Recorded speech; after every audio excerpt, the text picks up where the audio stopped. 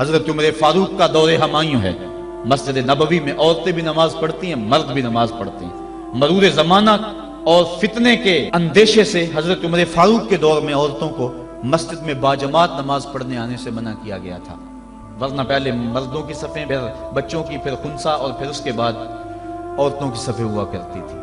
حضرت عمر فاروق کے دور میں جو ہے وہ کچھ دور گزرنے کے بعد اس کی ممانعت ہوئی۔ آپ کا دور ہمایوں میں مسجد میں عورتیں بھی نمازیں پڑھنے آتی ہیں اور مرد بھی۔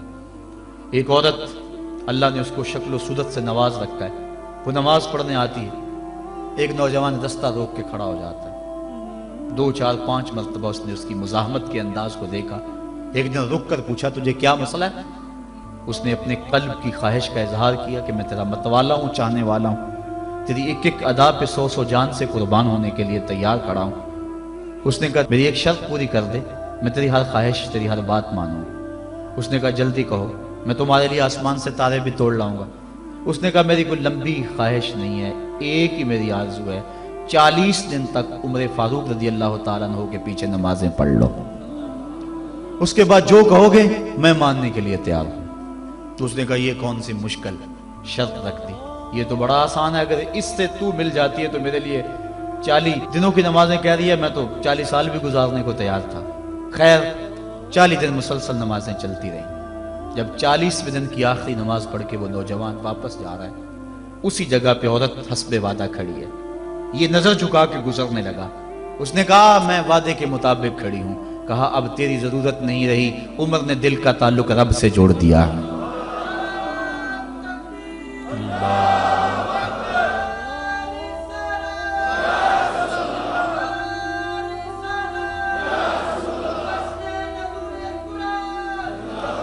اگر ہم 40 سال ہمارے پیچھے لوگ نمازیں پڑھتے رہیں اور ان میں تبدیلی نہ آئے تو پھر ہمیں سوچنا چاہیے نا، مجھے سوچنا چاہیے کہ 40 سال ہو گئے ایک بندہ میرے پیچھے نماز پڑھا، اس میں تبدیلی نہیں آ رہی، 40 دن نماز پڑھی، قرآن دل سے نکلا اور زبان کے ذریعے سے دل میں پیوست ہو گیا، دل کی دنیا بدل گئی۔ کاش کہ وہ لوگ دوبارہ منصہ شہود پہ آ جائیں اور وہ لوگ دوبارہ مصلوں کی زینت بن جائیں، جن کے لبوں سے قرآن جب نکلتا ہے تو فرشتے بھی آفرین آفرین کرتے ہیں، اور قرآن دلوں پہ اثر کرتا ہے اور دلوں کے زنگ اترتے ہیں اور روحوں کو قرار ملتا ہے۔ آج امت کے لیے ابتلا اور آزمائش کے مرحلے طویل سے طویل تر ہوتے چلے جا رہے ہیں۔ اس کا ایک سبب یہ ہے کہ جو امت کے رہنما ہیں وہ درد کی دولت سے خالی ہیں۔ واعظ قوم کی وہ پختہ خیالی نہ رہی، برق طبعی نہ رہی، شعلہ میں کالی نہ رہی، رہ گئی رسم آذاں روح بلالی نہ رہی، فلسفہ رہ گیا تلقین غزالی نہ رہی، مسجد مرثیہ خواہیں کہ نمازی نہ رہے، یعنی صاحب اوصاف وہ حجازی نہ رہے۔ آج ہمارے اندر کچھ نہیں رہا، دم خم ہی نہیں رہا، ورنہ اس امت کا بکھرا ہوا شرازہ آج بھی متحد ہو سکتا تھا۔ آج پوری امت جس طرح دھکے کھا رہی ہے، کس کے سامنے نہیں ہے حالات۔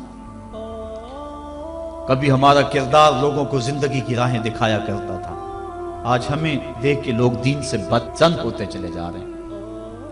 حضرت نبی رحمت صلی اللہ علیہ وآلہ وسلم کی سیرت پر مشتمل ایک کتاب لکھی گئی ہے عرب کا چاند، اور اس کا رائٹر ہے سوامی لکشمن پرشاد، انڈیا کا رہنے والا ہے۔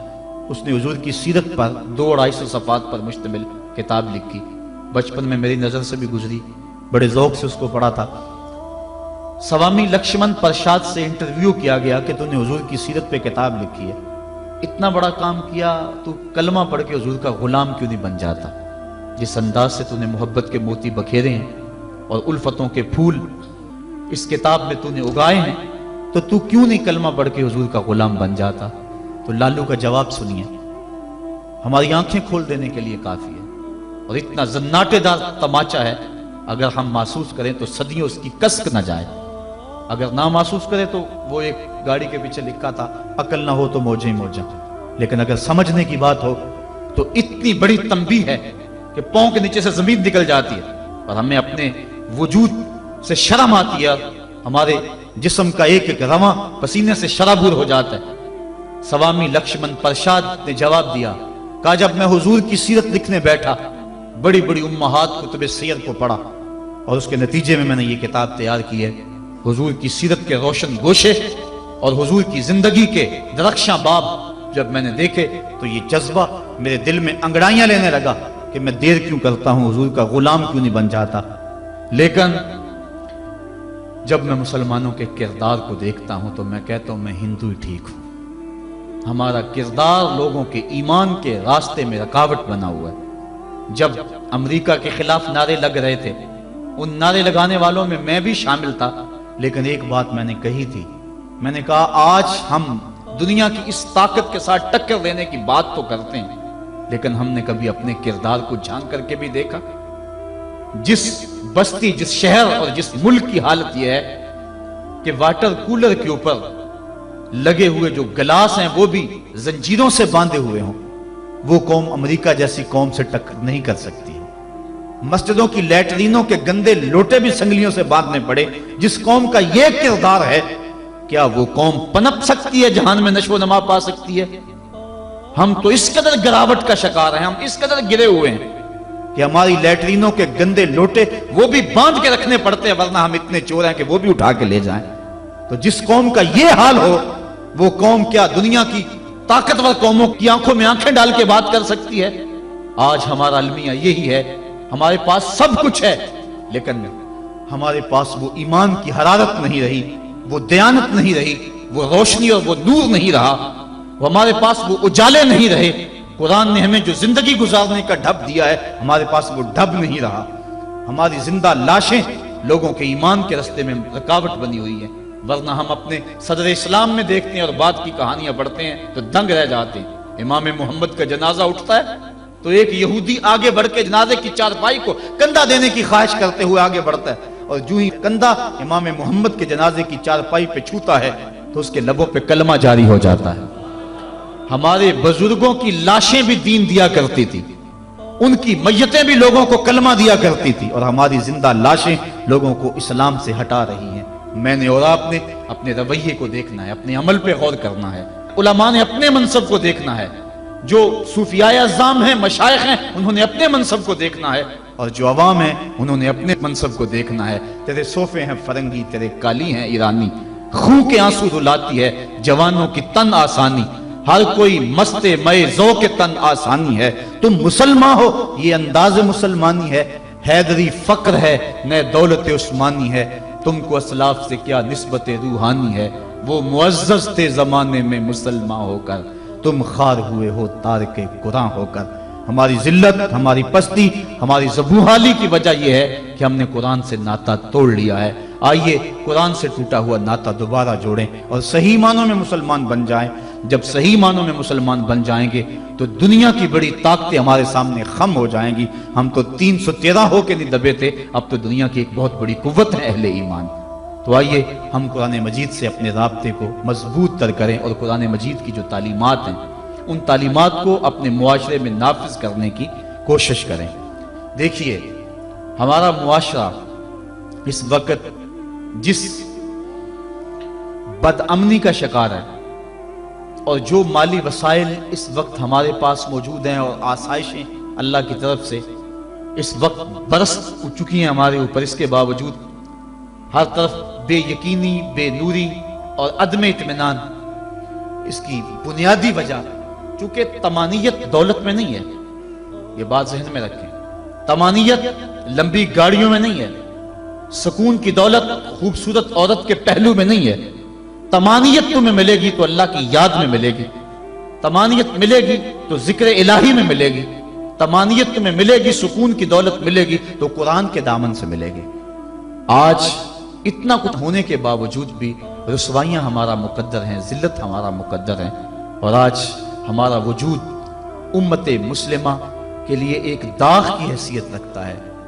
ये एक ऐसा दुखड़ा है कि मैं किस अंदाज से इस बात को आपके सामने रखूं, ये अंदर की कैफियत है।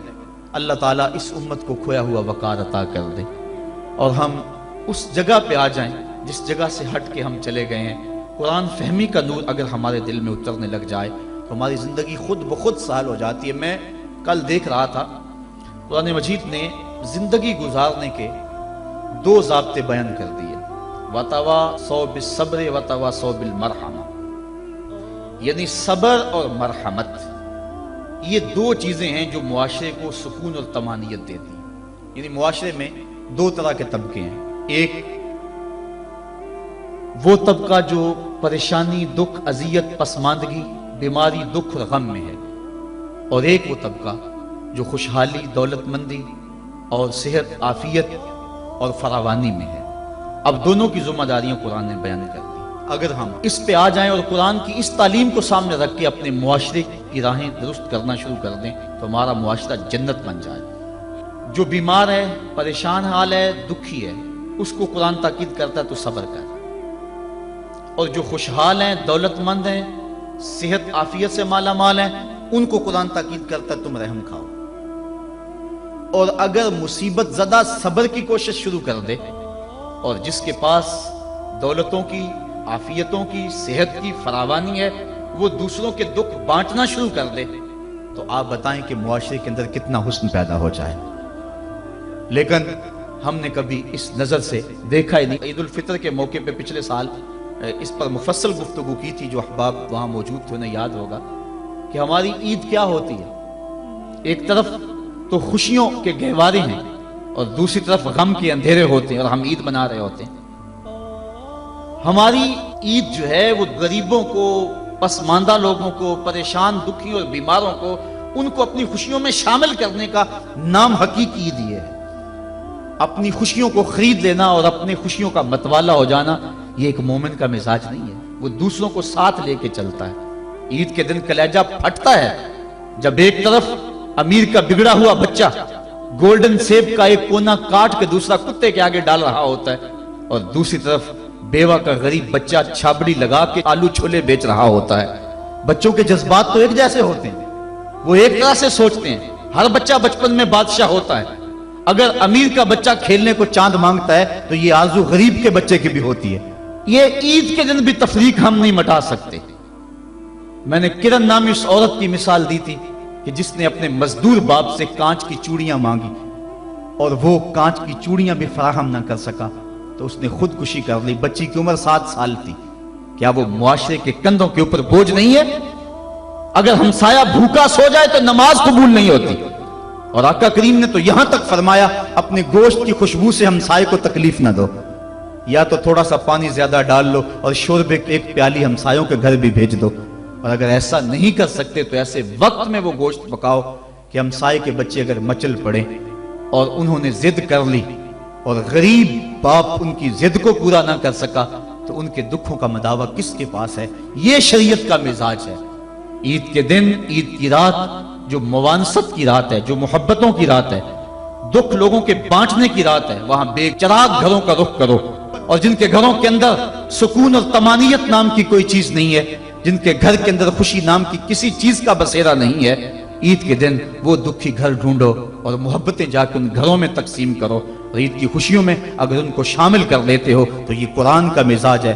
وَتَوَاصَوْا بِالصَّبْرِ وَتَوَاصَوْا بِالْمَرْحَمَةِ. ایک طبقہ جو ہے وہ بھی واویلا نہ کرے، دکھ آ جائے تو دکھ کو برداشت کرے. اللہ دکھ پر صبر کرنے پر بھی اجر رکھا ہوا ہے. ایک خاتون حضور کی خدمت میں حاضر ہوئی، حضور مرگی کے دورے پڑتے ہیں تو میرے لیے دعا کرو کہ میں جب گرتی ہوں تو میرا سطر بھی کھل جاتا ہے. تو آقا کریم نے فرمایا اگر تو کہے تو میں دعا کر دوں اور اگر تو صبر کر تو تجھے اللہ جنت عطا فرمائے گا. اس نے عرض کی حضور مجھے جنت والا سودا قبول ہے، مجھے یہ مرگی کے دورے پڑتے رہیں لیکن صبر کروں گی جنت مجھے مل جائے. لیکن اتنا ہے کہ عورت ذات ہوں جب گرتی ہوں تو پردہ کھل جاتا ہے. یہ آرزو ہے کہ پردہ سطر نہ کھلے. فرمایا ہاں سطر نہیں کھلے گا لیکن مرگی کے دورے بدستور موجود رہیں گے. آقا کریم نے اس کو جنت کی بشارت دی. یہ تھے وہ لوگ جن کا اللہ پہ یقین تھا. جنت کے وعدے پہ اطمینان ہے اور جنت کے وعدے پر اپنی بیماری کو قبول کر رہے ہیں. ہم تھوڑا سا دکھ جھیلتے ہیں تو واویلا مچا دیتے ہیں. قرآن نے دونوں کو جو ہے وہ آئینہ دکھایا اور رستہ بتلایا کہ جو محروم طبقے ہیں، غریب طبقے ہیں، دکھی طبقے ہیں، وہ صبر کا دامن نہ چھوڑے، وہ اپنی غربت کو تماشا نہ بنائیں. اور دوسری طرف جن کو دولت کی فراوانی دی گئی ہے، جن کو صحت و عافیت دی گئی ہے، وہ اپنی عافیت قدوں میں بیٹھ کے عید کی خوشیاں نہ منائیں بلکہ وہ ان لوگوں تک پہنچے جو دکھی ہیں، جن کے گھروں کے چراغ بجھے ہوئے ہیں، جن کے گھر کے اندر روشنی نام کی چیز کوئی نہیں، جس کے گھر کے اندر سے ضیائیں اور خوشیاں روٹھ گئی ہیں، وہ ان کی خوشیاں ان کے گھر کی دہلیز تک پہنچانے کی کوشش کریں. عرش کا رب بڑا مہربان ہوگا، ان کے اوپر اپنی چھم چھم رحمتوں کا نزول فرمائے گا. آئیے ہم عید کے روز اس عزم کا اعادہ کر کے دکھی اور مصیبت زدہ اپنے غریب رشتہ داروں کو اور اپنے معاشرے میں، اپنی گلی اور اپنے محلے میں جو دکھی لوگ ہیں ان کی اعانت کے لیے میدان میں نکلیں۔ یقیناً یہ بہت بڑی نیکی ہے۔ میں حضرت سید عائشہ صدیقہ رضی اللہ تعالی عنہا کے حوالے سے وہ روایت عرض کیا کرتا ہوں۔ ایک دن محبوب خدا کا دریا رحمت جوش میں آ گیا، فرمایا عائشہ جو مانگنا ہے مانگ لو۔ عرض کی حضور اگر اجازت ہو تو میں اپنے باپ سے مشورہ کر لوں۔ کہا جاؤ کر لو۔ سیدنا صدیق اکبر کی خدمت میں حاضر ہوئی اور کہا حضور کا دریا رحمت جوش میں، اور آقا فرمایا عائشہ جو مانگنا ہے مانگ لو، مجھے بتایا جائے میں حضور سے کیا مانگوں، آپ انتخاب فرمائیں۔ حضرت ابو بکر صدیق رضی اللہ تعالیٰ عنہ نے فرمایا کہ حضور سے کہنا کہ معراج کی رات قربت خاص میں اللہ نے آپ سے جو خاص باتیں کی تھی ان میں سے ایک بات بتا دیں۔ یہ میری ڈیمانڈ ہے، یہی میری چاہت ہے، آج یہ میں آپ سے طلب کرنا چاہتی ہوں۔ حضرت ام المومنین حاضر ہوئی۔ اللہ اکبر۔ حضور نے پوچھا عائشہ مانگو جو مانگنا ہے۔ عرض کی حضور معراج کی رات جب قربت خاص میں آپ پہنچے تھے اور آپ کے مالک نے آپ سے راز و نیاز کی کچھ باتیں کی تھی، میری آرزو ہے ان راز کی باتوں میں سے ایک بات مجھ کو بتا دیں۔ حضور مسکرانے لگے اس بات پہ کہ ابو بکر صدیق کا انتخاب کیسا ہے، اور پھر اگر وہ راز کی بات بتا دوں پھر راز تو نہ رہا، لیکن چونکہ وعدہ کیا ہوا تھا، فرمایا عائشہ سنو، جب میں قرب خاص میں پہنچا تو میرے مالک نے مجھ سے جو خاص باتیں فرمائیں ان میں سے ایک بات یہ تھی، اے میرے محبوب اگر تیری امت میں سے کوئی شخص کسی ٹوٹے ہوئے دل کو جوڑ دے گا تو میرے اوپر لازم ہے کہ بغیر حساب کے جنت عطا فرما دو۔ تو حضرت عائشہ صدیقہ رضی اللہ تعالیٰ عنہ بہت خوش ہوئی۔ حضرت صدیق اکبر نے بتایا ہوا تھا کہ جو حضور کہیں وہ مجھے ضرور بتانا۔ حاضر ہوئی اور آ کے کہا، آپ رونے لگے۔ کہا بات رونے والی تو نہیں ہے، بات تو خوش ہونے والی ہے۔ بسا اوقات کسی کا دل ہم جوڑ دیتے ہیں، کوئی کسی کو قرضہ دے دیا، دکھی کے کام آگے کسی بھوکے کو کھانا کھلا دیا، یہ تو کام بن گیا، جنت کے راستے آسان ہوئے۔ کہا میں اس کو دوسرے پہلو سے دیکھ رہا ہوں، تصویر کا دوسرا رخ دیکھ رہا ہوں، میں اس کو ذرا معکوس دیکھ رہا ہوں۔ اگر کوئی کسی کا ٹوٹا ہوا دل جوڑ دے تو بغیر حساب کے اللہ کے اوپر واجب ہے کہ وہ جنت میں بھیجے گا، تو اگر کوئی کسی کا دل توڑ بیٹھے تو ہم دیکھیں کہ ہم اپنے عمل سے، اپنے رویے سے کسی کا دل تو نہیں توڑتے۔ ہم عید کی نمائش اس انداز سے تو نہیں کرتے کہ غریب کو اس کا دکھ زیادہ لگنے لگ جاتا ہے۔ وہ کسی مفکر نے کہا تھا نا کہ آپ اپنی آسائش نہ چھوڑیں، نماز چھوڑ دیں تو غریبوں کے دکھ ختم ہو جائیں، لیکن ہم نے کبھی اس نقطہ نظر سے نہیں سوچا۔ آئیے ہم معاشرے کی اس اونچ نیچ کو ختم کرنے کے لیے عملی طور پہ کوشش کریں۔ یہ ایک اہم پیغام تھا، میں آپ تک پہنچانا چاہتا تھا۔ اس پیغام کو لے لیں، پلے باندھ لیں اور اس کو گلی گلی پہنچانے کی کوشش کریں اور معاشرے کے دکھ بانٹیں، یہی بہت بڑی نیکی ہے۔ اللہ مجھے آپ کو توفیق عمل عطا فرمائے کہ ہم اللہ کے بتائے ہوئے دین کے مطابق اور قرآن کے بتائے ہوئے راستے کے مطابق